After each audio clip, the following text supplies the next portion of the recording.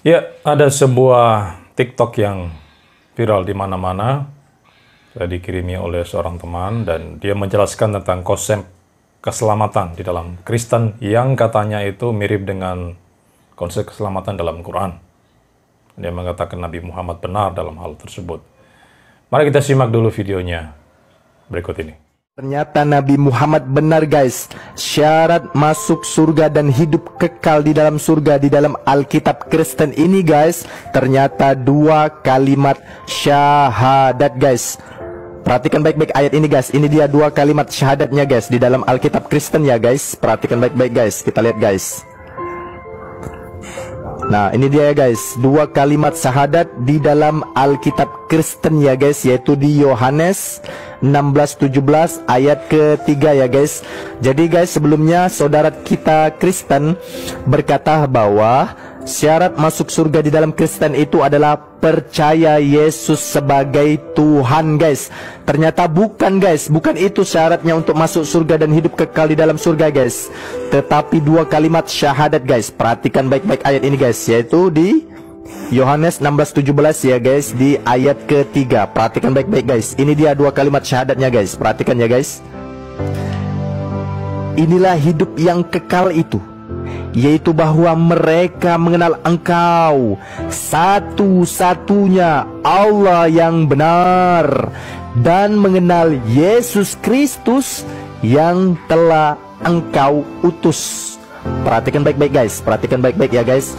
Inilah hidup yang kekal itu, yaitu bahwa mereka mengenal Engkau satu-satunya Allah yang benar. Artinya guys, tidak ada Tuhan selain Allah, dan mengenal Yesus Kristus yang telah Engkau utus. Artinya guys, tidak ada Tuhan selain Allah dan Yesus utusan Allah. Ini dia guys, dua kalimat syahadat yang memasukkan kita ke dalam surga dan hidup kekal di dalam surga guys. Jadi bukan percaya Yesus itu Tuhan guys, itu hoax guys. Jadi saudara kita Kristen salah pengertian guys. Inilah guys syarat untuk masuk surga dan hidup kekal guys, yaitu di Yohanes 16:17 guys. Allah telah mengkonfirmasi di dalam Al-Quran sindiran untuk orang Kristen guys. Perhatikan baik-baik guys, yaitu di dalam Al-Quran ya guys, di Al-Hijr ayat ke 1, 2, dan 3 ya guys. Perhatikan baik-baik guys. Allah mengingatkan orang-orang kafir guys tentang kesalahan mereka memahami Alkitab guys. Lihat baik-baik ya guys. Orang kafir itu kadang-kadang nanti di akhirat menginginkan sekiranya mereka dahulu di dunia menjadi orang muslim. Biarkanlah mereka di dunia ini makan dan bersenang-senang dan dilalaikan oleh angan-angan kosong mereka. Kelak mereka akan mengetahui akibat perbuatan mereka. Nah jadi guys, syarat masuk surga itu guys, yaitu dua kalimat syahadat guys di dalam Alkitab Kristen guys. Bukan percaya Yesus itu sebagai Tuhan guys, itu hanya angan-angan kosong guys. Oke guys.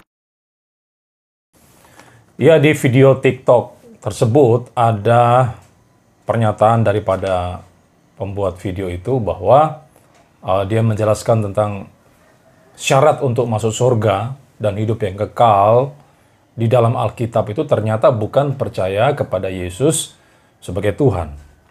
Bukan, tapi karena dua kalimat syahadat yang tercatat di dalam Yohanes pasal 17 ayat 3. Dan sudah tahu kalimat syahadat ini apa? Ini adalah pernyataan iman, ya, ikrar iman yang dinyatakan oleh kaum muslim, di mana mereka mengakui bahwa Allah itu satu-satunya adalah Allah Subhanahu wa Ta'ala, Tuhan satu-satunya, dan bahwa Muhammad itu adalah rasul daripada Allah, utusan Allah atau nabi daripada Allah ya. Mereka biasanya dalam Arabnya itu asyhadu an la ilaha illallah wa asyhadu anna Muhammadar Rasulullah. Ini dua kalimat syahadat daripada Muslims, dan dia katakan bahwa ini ternyata ada dalam Alkitab. Ya, versi Alkitab juga ada, yaitu dua kalimat syahadat. Nah, itulah bukti bahwa syaratnya itu bukan percaya kepada Yesus sebagai Tuhan, tapi bahwa dua kalimat syahadat.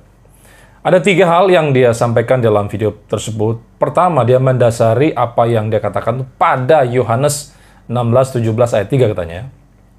Jadi itu sebetulnya bukan Yohanes 16:17 tapi Yohanes 17 ayat yang ketiga. Yohanes 17 ayat ketiga, dan menurut Kristen katanya syarat keselamatan untuk percaya Yesus itu salah, karena bagi Yohanes 17 ayat 3 ternyata ada 2 kalimat syahadat di sana yang seharusnya diimani orang Kristen kalau mau selamat. Yohanes 17 ayat 3 itu dikatakan seperti ini.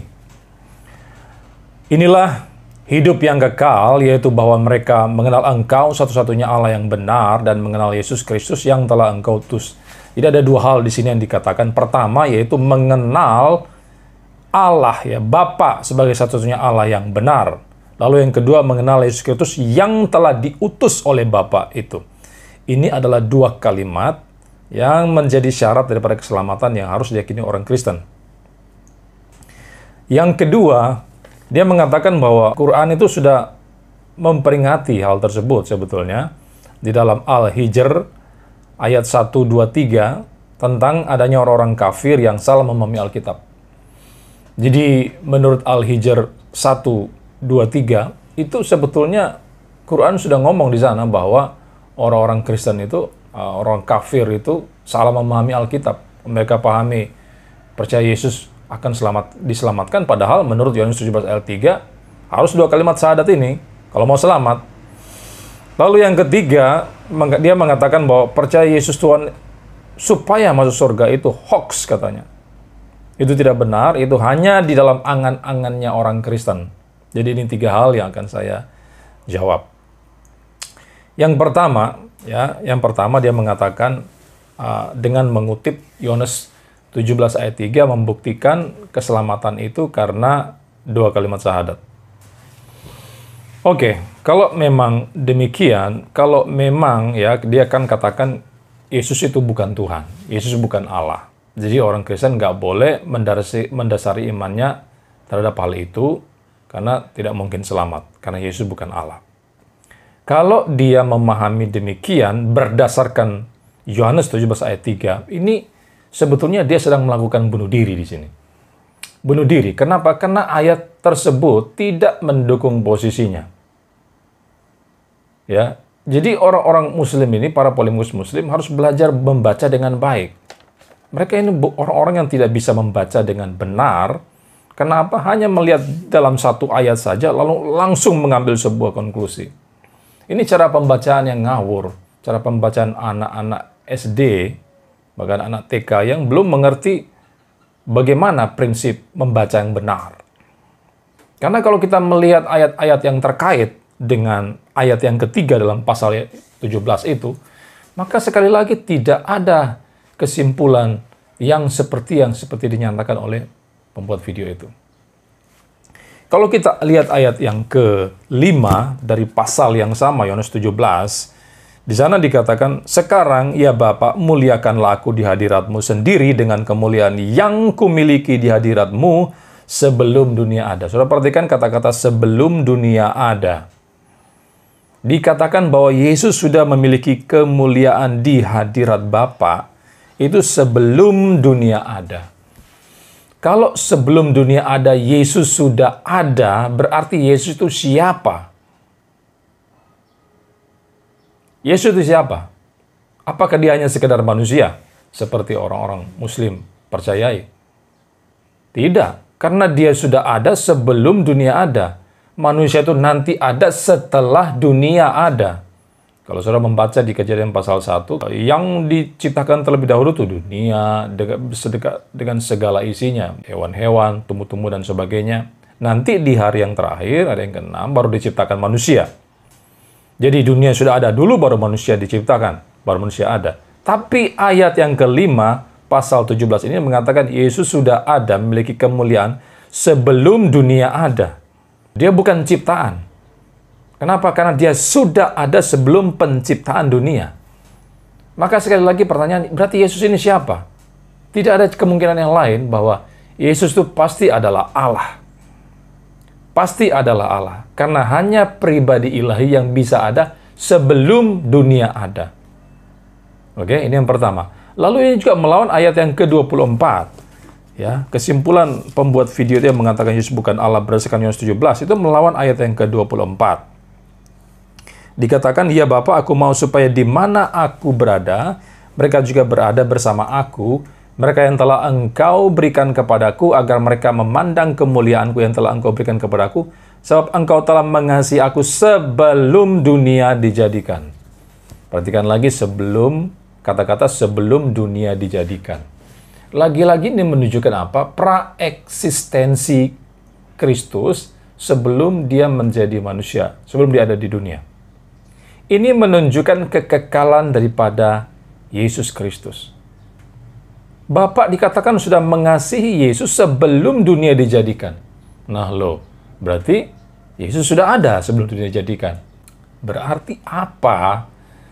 Kalau bukan disimpulkan berarti Yesus itu adalah Allah itu sendiri. Oke.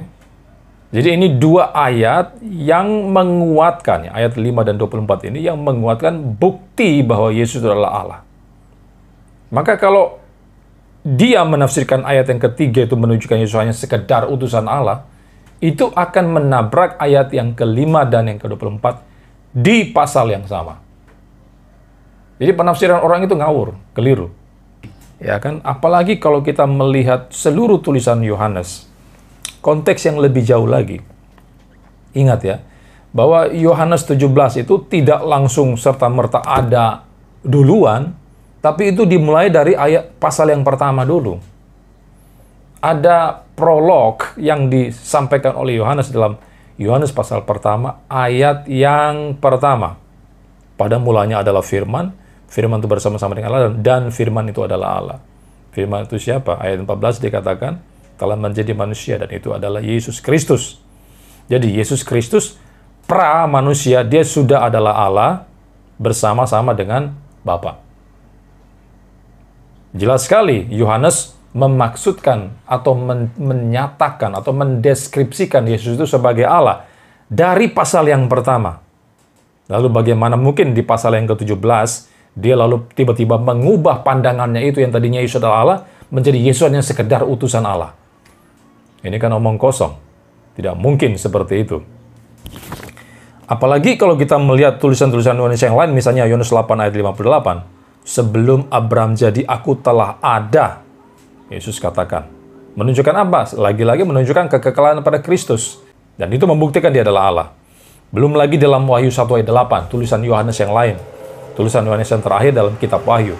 Yang Yesus mengatakan, aku adalah Alfa dan Omega, firman Tuhan Allah. Dia sendiri menyatakan dirinya sebagai Tuhan Allah. Dia adalah Alfa dan Omega, menunjukkan sebuah kekekalan daripada Kristus yang tidak memiliki permulaan itu. Jadi sekali lagi kalau kita mau memahami Yohanes 17 ayat 3 menunjukkan Yesus bukan Allah, itu akan mengkontra tulisan-tulisan Yohanes yang lain di pasal yang sama dan juga di pasal-pasal yang lain. Mulai dari prolog Injil Yohanes pasal 1 itu. Ya. Ini yang pertama, ya, dan tentu saja penafsiran si pembuat TikTok itu sudah gugur di sini. Selesai. Habislah dia. Lalu yang menjadi pertanyaannya adalah, mengapa Yesus mengatakan Bapa itu satu-satunya Allah yang benar? Nah, ini pertanyaan yang perlu dijawab. Yesus berkata, Bapa itu adalah satu-satunya Allah yang benar. Itu tidak menunjukkan bahwa Yesus itu bukan Allah. Kenapa? Karena kalau diartikan demikian itu kan melawan banyak sekali ayat-ayat yang menyatakan Yesus adalah Allah. Pernyataan Yesus bahwa Bapa itu adalah satu-satunya Allah yang benar, karena pada waktu itu konteksnya, kalau sudah belajar sejarah dan juga tentu saja dicatat dalam Alkitab, pada waktu itu Yesus ingin mengkontraskan Allah yang disembah orang Israel itu dengan ilah-ilah palsu yang ada di sekitar mereka. Orang-orang Israel pada waktu itu dikelilingi dengan penyembah berhala yang menyembah banyak Allah di sana. Mereka adalah orang politeisme yang menyembah berhala, menyembah lebih daripada satu Allah. Maka Alkitab seringkali memang menunjukkan bahwa Allah itu satu-satunya, Bapa itu satu-satunya Allah yang benar. Termasuk di dalam Keluaran pasal 20 misalnya, kalau kita melihat lebih jauh lagi, Keluaran yang pasal yang ke-20, Keluaran pasal yang ke-20 ayat yang ke-3 ya. Jangan ada padamu ilah lain di hadapanku ya. Kalau di Alkitab TB2 Lai ini dikatakan jangan ada padamu ilah lain. Ya kan? Jangan, kalau di TB1 TB yang pertama mengatakan Allah lain ya, tapi ini lebih tepat kelihatannya itu jangan ada padamu ilah lain di hadapanku. Jadi ketidaksukaan Allah terhadap ilah-ilah palsu itu yang lain, yang di luar dirinya sendiri itu sudah dinyatakan jauh sebelum Yohanes pasal 17. Keluaran 20 ayat yang ketiga sudah menyatakan demikian. Bahkan Ulangan 6 ayat 4, Shema Yisrael, itu sudah menyatakan demikian. Allah itu Esa. Allah itu Esa.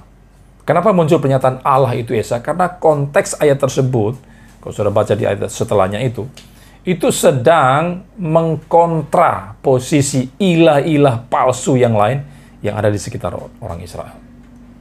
Nah, itu sebab mengapa dikatakan dalam Yohanes 17 tadi, yaitu Yesus mengatakan Bapa itu adalah satu-satunya Allah yang benar. Kenapa? Karena untuk mengkomparasi, membandingkan dengan ilah-ilah lain yang banyak itu, di mana mereka menganut politeisme. Jadi itu tidak menentang keilahian daripada Kristus. Bukan untuk menghancurkan doktrin Allah Tritunggal, tidak. Tidak demikian. Itu yang pertama. Yang kedua, kalau kita memahami bahwa yang Bapa itu adalah satu-satunya Allah yang benar dan Yesus itu bukan Allah yang benar, maka itu akan membentur tulisan Yohanes yang lain di dalam 1 Yohanes 5 ayat yang ke-20. 1 Yohanes pasal yang ke-5 ayat yang ke-20 dikatakan seperti ini. Namun kita tahu bahwa anak Allah telah datang dan telah mengaruniakan pengertian kepada kita, supaya kita mengenal yang benar, kita ada di dalam yang benar, di dalam anaknya Yesus Kristus, dialah Allah yang benar dan hidup yang kekal. Kalau Yohanes 17 ayat 3 mengatakan Bapa itu adalah Allah yang benar, maka di dalam 1 Yohanes 5 ayat 20 dikatakan Yesus adalah Allah yang benar. Oke? Yesus adalah Allah yang benar. Loh, kalau begitu berarti ada dua Allah dong. Ada Bapa dan Yesus. Bukan dua Allah. Hanya ada satu Allah. Maka ayat Yohanes 17 ayat 3 mengatakan Bapa sebagai satu-satunya Allah yang benar. Nah, saudara mesti tahu bahwa satu-satunya Allah, kata satu atau Esa, atau satu-satunya yang dinyatakan oleh Alkitab itu tidak sedang menunjukkan bahwa hanya ada satu pribadi Allah. Tidak. Orang Kristen percaya Tritunggal. 3 pribadi dalam satu hakikat. Ada 3 pribadi Allah, namun bukan 3 Allah. Karena 3 pribadi tidak sama dengan 3 Allah. Kenapa bukan 3 Allah? Karena mereka sehakikat. Kecuali ada 3 hakikat yang berbeda. Di dalam 3 pribadi itu menunjukkan 3 Allah. Tapi 3 pribadi ini ada dalam satu substansi yang sama. Itu sebab kata-kata satu-satunya Allah yang benar dalam Yohanes 17:3 tidak boleh dipahami hanya ada satu pribadi Allah di sana. Tidak demikian. Tapi satu hakikat Allah. Maka ketika Alkitab menyatakan Yesus adalah Allah yang benar juga, itu tidak berarti ada 2 hakikat Allah di sana. Tidak, karena hanya ada satu hakikat. Tapi di dalam lebih daripada satu pribadi.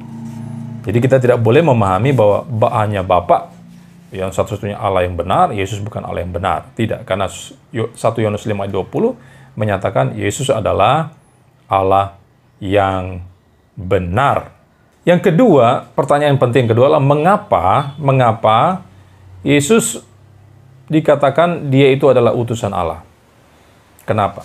Kalau kita memahami Yesus itu utusan Allah berarti dia bukan Allah, itu lagi-lagi kesimpulan yang keliru karena saya sudah buktikan bahwa ayat-ayat yang dinyatakan di dalam Yohanes 17 dan ayat-ayat di dalam kitab Yohanes yang lain itu tidak setuju dengan pandangan tersebut. Justru Yohanes sangat menekankan Yesus adalah Allah. Tidak boleh kita artikan demikian bahwa Yesus diutus berarti dia bukan Allah. Lalu mengapa Yesus dikatakan utusan Allah? Karena pada saat itu Yesus sedang bicara di dalam posisinya yang sudah berinkarnasi menjadi manusia. Dia adalah pengantara antara Allah dan manusia yang berdosa. Sebagai mediator, dia memang adalah utusan Allah. Dia memang adalah utusan Allah yang diutus untuk mati, untuk menyelamatkan manusia yang berdosa. Saudara bisa melihat itu dalam Yohanes pasal 3 ayat yang ke-17. Yohanes pasal yang ketiga ayat yang ke-17 dikatakan begini, sebab Allah mengutus anaknya ke dalam dunia bukan untuk menghakimi dunia, melainkan supaya dunia diselamatkan melalui dia. Jadi tujuan pengutusan apa? Untuk sebuah misi yang sangat mulia, yang agung untuk menyelamatkan dunia. Dan yang diutus ini bukan hanya sekedar manusia biasa, tapi dia adalah Allah itu sendiri. Karena tidak ada manusia yang bisa menyelamatkan dunia selain daripada Allah itu sendiri. Jadi kata mengutus di sana itu di dalam pengertian itu ya, di dalam konteks bahwa ada sebuah tujuan penyelamatan terhadap dunia. Bukan berarti menunjukkan bahwa Yesus itu bukan Allah. Namun walaupun dia telah merendahkan dirinya ke dunia, mengosongkan dirinya, tapi dalam Filipi pasal 2 ayat 5 dan 8, Yesus itu tetap setara dengan Allah. Tidak ada subordinasi di sana, atau tidak ada bahwa keilahian Kristus itu sudah ditanggalkan. Tidak. Dia tetap setara dengan, dia tetap adalah Allah. Dia setara dengan Allah. Filipi pasal 2 ayat 5 dan 8 menyatakan demikian. Ini adalah jawaban poin yang pertama, di mana dia mengatakan, dia mendasari pada Yohanes 17 ayat 3 dan membuktikan Yesus bukan Allah. Dan ternyata Yohanes sebagai penulis Injil Yohanes dan di dalam kitab-kitab yang lain itu tidak mendukung posisi pembuat TikTok itu. Yang kedua, alasan yang kedua, dia mengatakan bahwa Quran sudah memperingati itu dalam Al-Hijr ayat 1, 2, 3 tentang orang-orang kafir yang salah memahami Alkitab. Jadi karena orang-orang Kristen itu salah memahami Alkitab tentang konsep keselamatan, padahal yang benar adalah dua kalimat syahadat itu, sehingga Quran itu sudah memperingati hal tersebut. Oke, kalau memang Anda meyakini demikian, itu adalah hak Anda. Tapi kan saya tidak mendasari pada iman saudara. Kitab yang kami yakini adalah Alkitab sebagai kitab suci. Itu yang kami percayai. Dan tidak ada yang salah dalam pandangan Kristen tentang keselamatan. Kalau dikatakan Quran sudah mengoreksi pemahaman yang keliru daripada orang Kristen, maka apakah koreksi tersebut benar atau salah?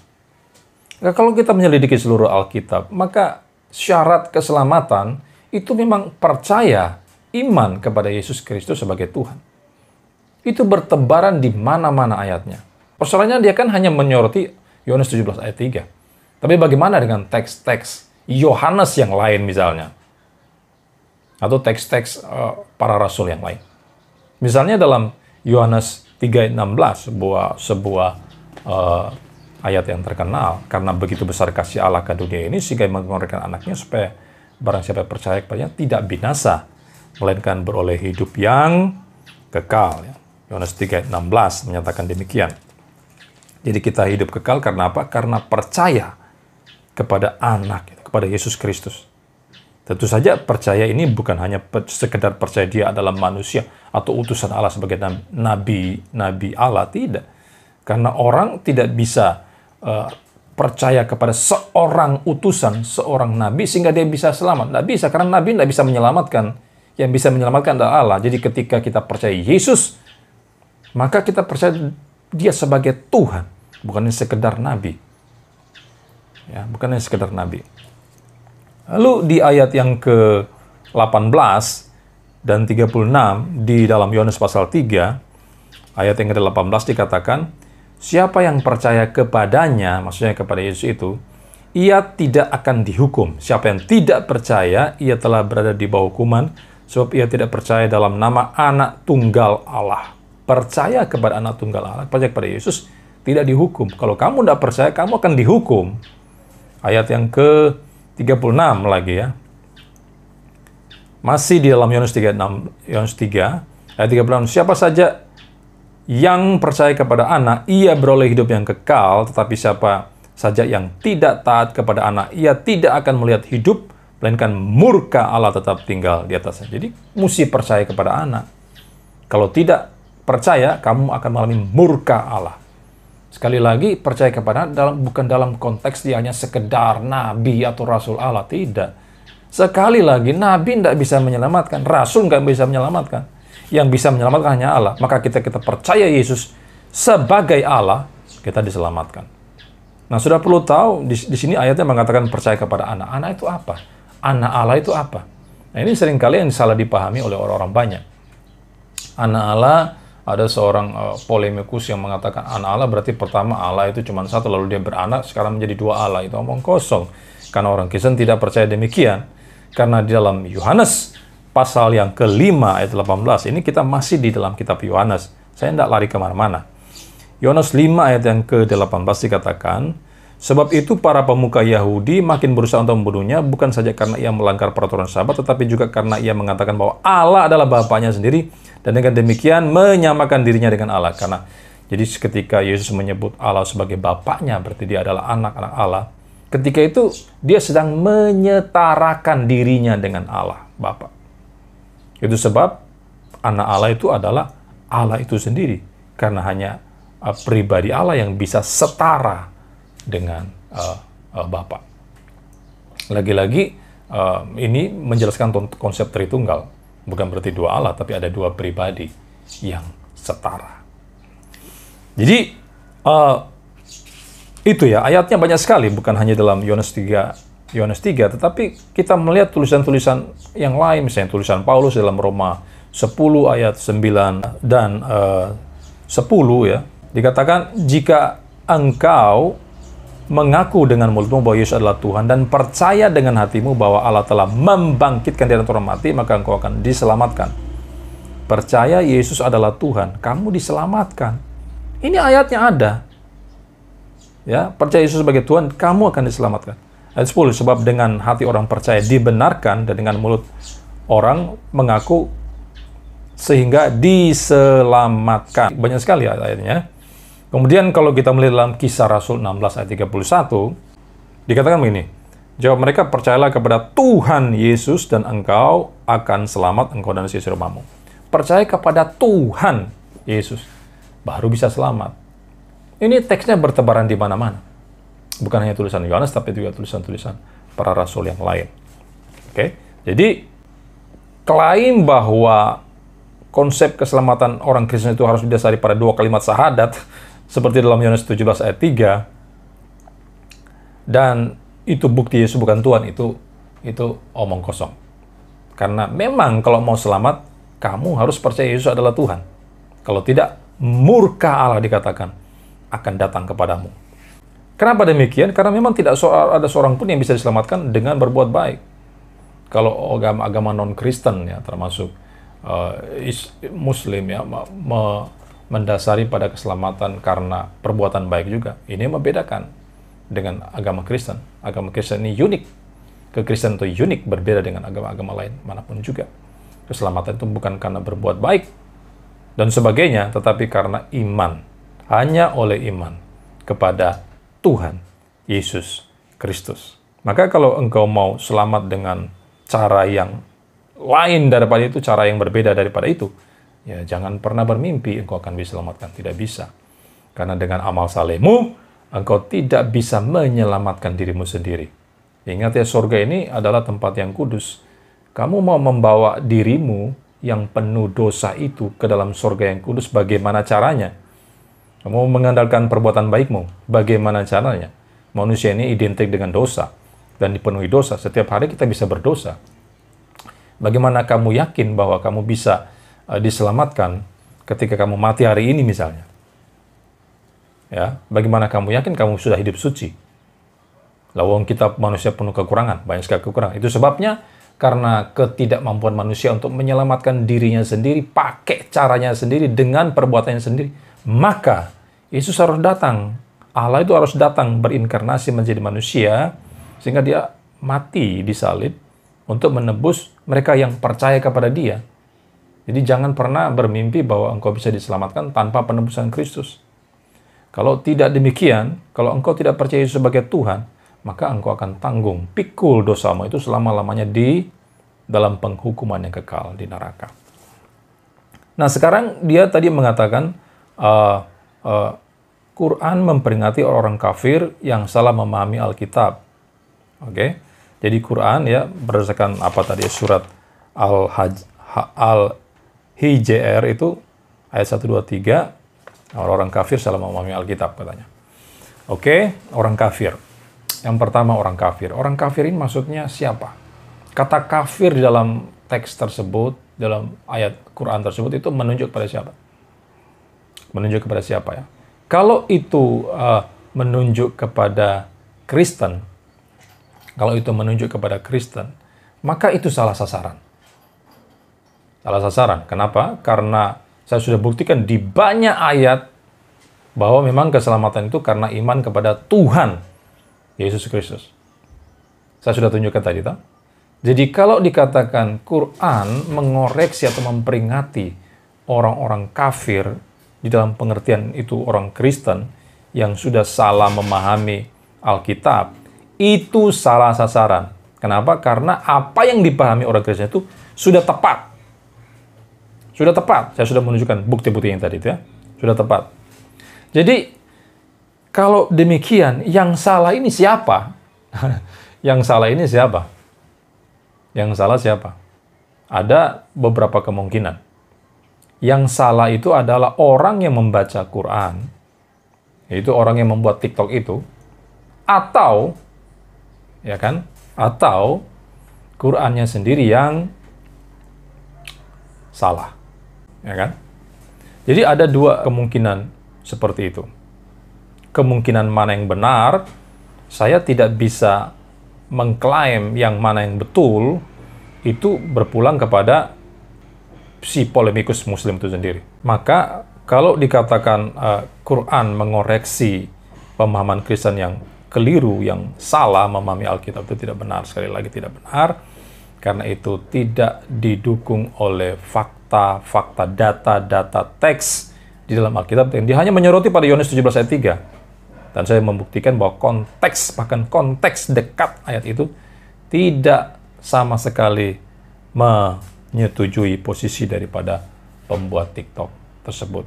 Yang ketiga, dia mengatakan bahwa percaya Yesus Tuhan itu supaya masuk surga itu hanya hoax, hanya angan-angan kosong orang Kristen ya.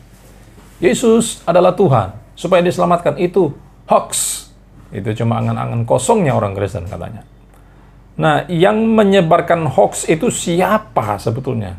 Sekali lagi saya sudah tunjukkan begitu banyak ayat dalam Alkitab yang mencatat Yesus adalah Tuhan, ya kan, supaya kamu diselamatkan. Kamu harus percaya demikian. Banyak sekali ayat saya tunjukkan tadi. Dan siapa yang hoax? Ya orang yang menyatakan hoax itulah yang berbuat hoax. Ya kan?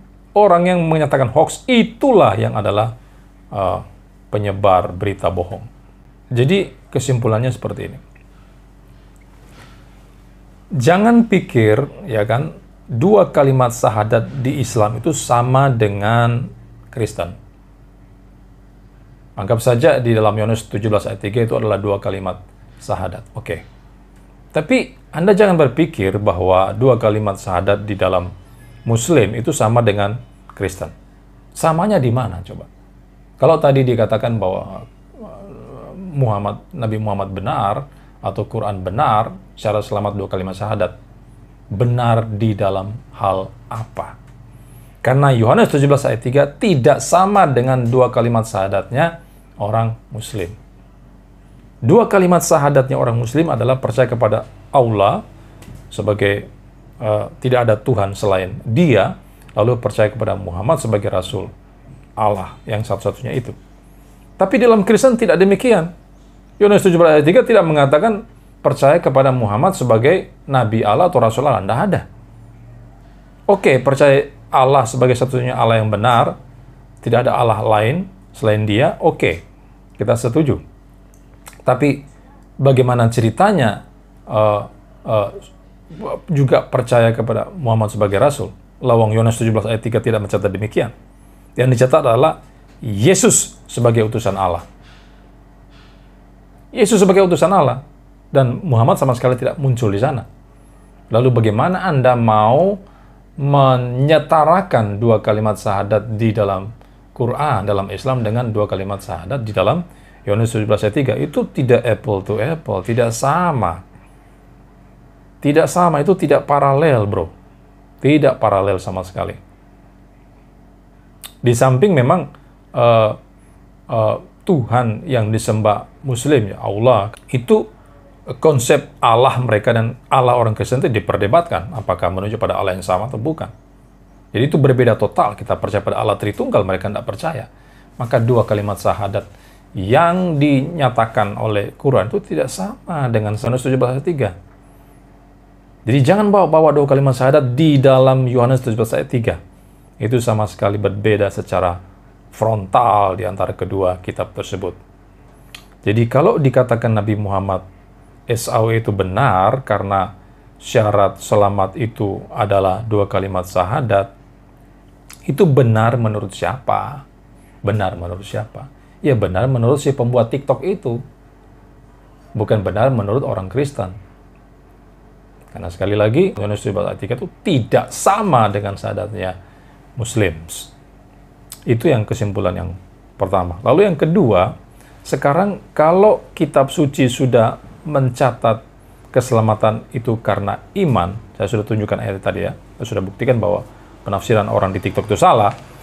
Nah, kalau Alkitab yang adalah kitab suci daripada Allah itu menunjukkan keselamatan karena iman kepada Tuhan Yesus Kristus, ya kan? Dia sebagai mediator juru selamat. Pertanyaan yang penting adalah sekarang, apakah pembuat TikTok itu sudah percaya kepada Yesus sebagai Tuhan dan juru selamat? Apakah Anda semua sudah percaya itu? Ini pertanyaan penting yang harus Anda jawab.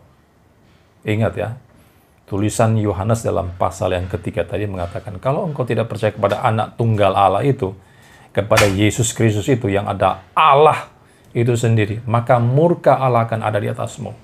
Murka Allah akan ada di atasmu. Ya kan? Jadi, jangan tunggu lama-lama. Cepatlah segera datang kepada Kristus. Akuilah dia sebagai Tuhanmu, sebagai mediatormu kepada Allah yang suci itu, supaya engkau diampuni dosa-dosamu dan akan diselamatkan. Ya, percayalah kepada Tuhan Yesus Kristus dan engkau akan diselamatkan. Kisah Rasul 16 ayat yang ke-31. Oke, jadi apakah Nabi Muhammad benar? Apakah Quran benar? Karena mencatat keselamatan itu karena dua kalimat syahadat yang juga didukung oleh katanya oleh Yohanes 17 ayat 3, sama sekali tidak benar karena dua kalimat syahadat yang dinyatakan dalam Quran itu tidak sama dengan Yohanes 17 ayat 3. Oke, ini tanggapan saya. Sampai berjumpa.